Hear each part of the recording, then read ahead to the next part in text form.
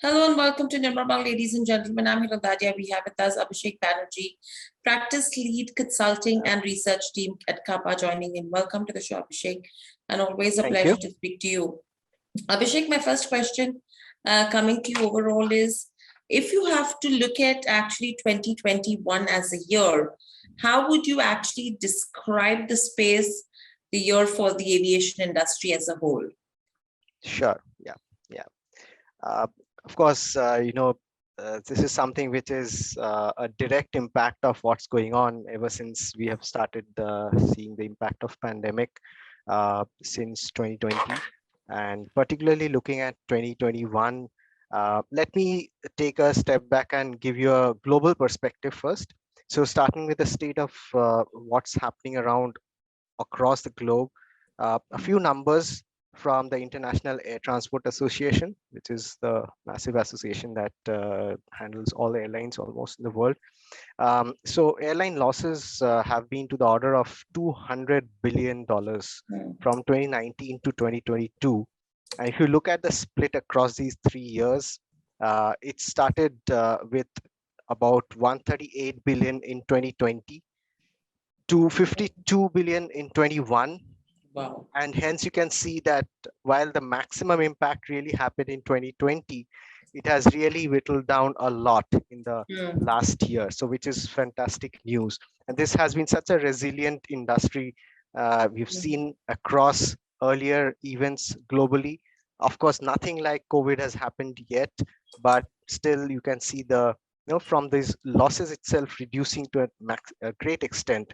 While we expect still around 12 billion US dollars of losses in the year 2022, but it just says that the industry is up there and it's going to be far better. In terms of global travel recovery, we saw a revival to an extent of around 40% of what we had in 2019. Although domestic recovery has been much better than international, of course, we know why. So the international borders have been on and off. Mostly countries have been, judging based on how the vaccinations have been. Every country has its own protocols, etc. And this is expected to rise to about 60% of 2019 in this year, 2022. Overall, sea deployment globally is at about 40% lower compared to 2019. However, on the cargo side, you look at it, it is at a historic high of about 175 US billion dollars, which is compared to which is even much higher compared to 101 billion dollars in 2019. So that says how resilient this particular section or sector of the industry is. Robust demand for air cargo is expected to continue in 2022. And while we saw an 8% growth above 19 in the last year, we are going to see almost a 13% increase on top of 2019 this year, which is 2022. So that's in brief about overall in terms of passenger and cargo. If we look at, so there's a lot of dynamics again playing across different regions. If you look at the seat deployment again by airlines compared to what it was in 2019, year on year, Asia Pacific is actually, at the worst situation at this point of time, fluctuating between 25% to 60% below of 2019 levels since September 2020. And we see that North America and Europe has recovered to about 15% below the corresponding 2019 levels as of December 2021.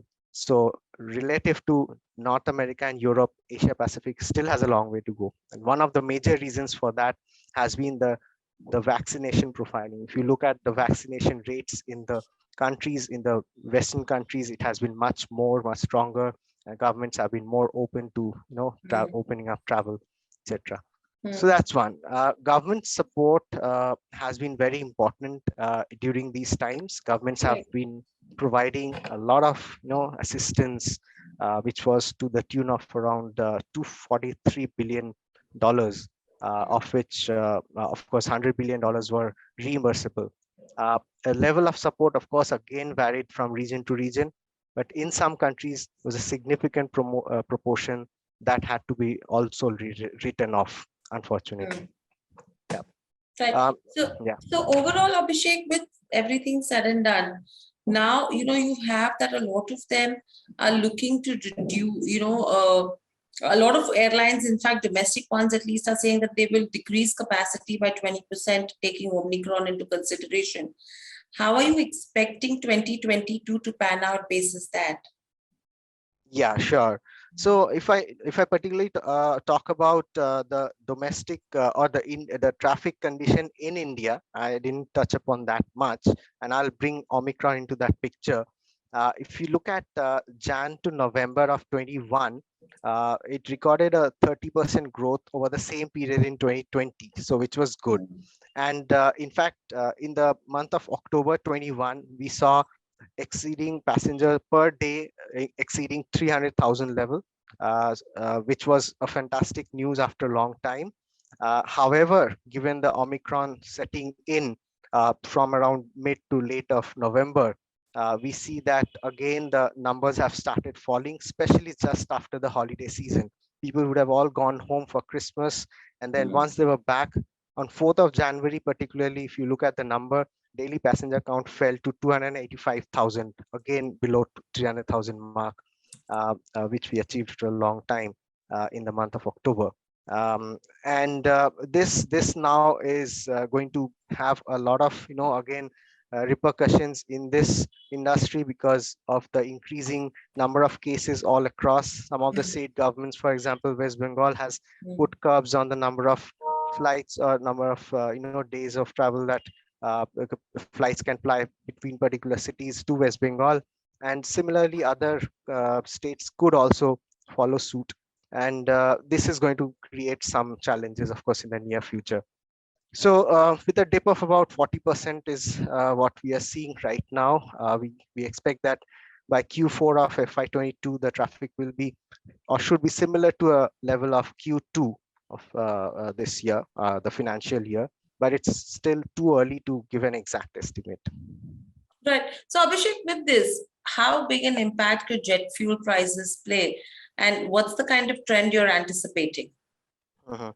Yeah, so jet fuel prices, again, this is again a big challenge in the middle of all this. We have seen that jet fuel prices in India particularly accounts for 40 to 50% of the total operating cost of airlines. And amid the rise in the global crude oil prices, we saw ATF prices increase almost 80+% in the last year. This although there was a good chance of some of the airline companies to come out of their to have a slightly profitable quarter, but then given this increase in the jet fuel prices, that has again gone out of the picture. So one of the drawbacks of having this high ATF price definitely is on the profitability. But beyond that, there are also other repercussions. For example, ATF prices in India, that has also led to uncompetitiveness in terms of the flying schools, for example. That's an area that India has been suffering vis-a-vis other countries because of the high jet fuel prices. That's not been happening. However, if you look at it recently, some of the state governments like UP and Gujarat have come forward and reduced the VAT on aviation turbine fuel, and this is a welcome move. And let's see what pans out. But then it has its own significant impact, as I said, in the last quarter already. Right. And with the kind of new players that are coming in as well, Abhishek, like for example, I mean, we're talking of Tatas who've now taken over Air India. You're talking of Akasa Airways. You're talking of Jet restarting as well. How do you think will competition pan out? That's number one. And especially create that market share divide. Yeah, so India, how competitive and price sensitive the Indian market is. Correct. So of course, with Akasa now coming into the picture as a ultra low cost carrier, and recently also GoAir declaring itself also as a ULCC, and on top of that, Jet 2.0, which is something which is also going to pan out. Of course, there's some headwinds they're already facing again now, but with all these players in the scene, we clearly see that the market is going to be looking a bit overcrowded. Not certain whether there is going to be any immediate disruption brought in by these two players, given that they will start slow, of course, although they have a order book of size which is significant, but then till around FY25, possibly we will not see a major, a major disruption in the market in as far as these airlines impact is concerned. However, based on whichever routes, whichever leg segments they are bringing their, aircrafts into for their network, that will see some amount of, pricing pressure, maybe a bit of a overcapacity, etc. And yeah, otherwise, overall, if you look at it, Indigo has been the clear winner in this market. Indian aviation really needed a strong number two.